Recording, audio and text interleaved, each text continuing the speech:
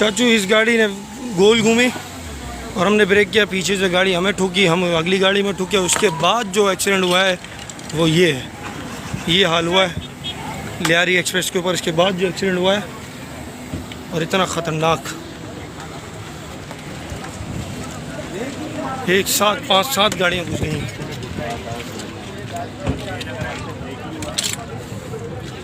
या रसूल अल्लाह,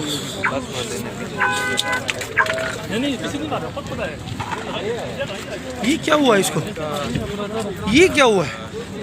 पूरा गाड़ी एक्सीडेंट हो गया। ये कैसे हुआ? तला जानते कैसे हो गया वो तो। क्या खुदा है, इसको क्या हुआ है? और ये टैक्सी की हालत हुई है। अल्लाह अकबर। ये यार इस वाले की मेरे ख्याल से लाइट है। हाँ ये हमारे वालों की है।